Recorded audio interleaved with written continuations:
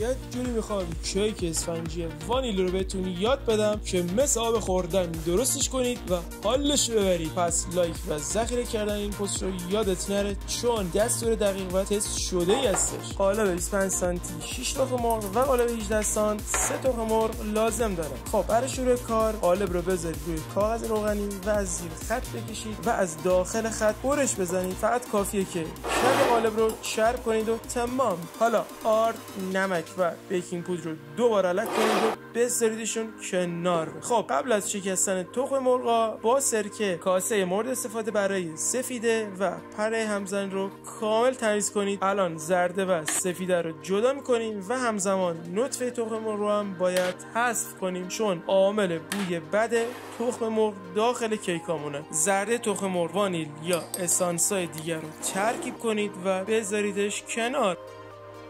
حالا سفیده رو با همزن برقی بزنید و وقتی که کف کرد سرکه رو اضافه کنید و بعدش هم شکر رو قاشق اضافه میکنیم. یادتون باشه که سفیده رو نباید زیاد بزنید چون باعث خوش شدن کیک میشه. الان زرده و سفیده رو با همزن دستی ترکیب کنید، زیاد هم نزنید که پف سفیده نخوابه.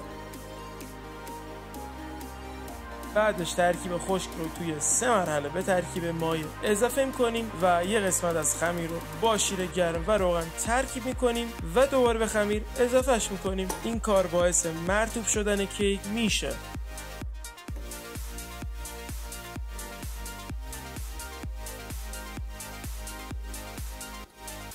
حالا خمیر رو به صورت دورانی بریزید توی قالب و بلرزونیدش و 3 بارم بکوبید روی میز که حبابای خمیر خارج بشن. حالا با فویل یک کمربند براش درست کنید و بذاریدش توی فر از قبل گرم شده که بپزه. کیک رو به صورت برعکس بذارید روی توری که خنک بشه و بعد از یه رو با چاقو اطراف کیک رو آزاد کنید و بیاریدش بیرون تا کامل خنک بشه. بعد خنک شدن دور تا دور کیک رو تمیز کنید و با سلفون بپیچید و بذارید حداقل 12 ساعت استراحت کنه. ارتفاع این کیک 5 سانت شده که 2 لایه کیک به ما میده و کاملا مناسب و عالیه. بعد استراحت برش و کار دیگش رو انجام میدیم. منتظر پست بعدی باشید و فعلا این پست رو ذخیره کنید تا دستور دقیق رو داشته باشین.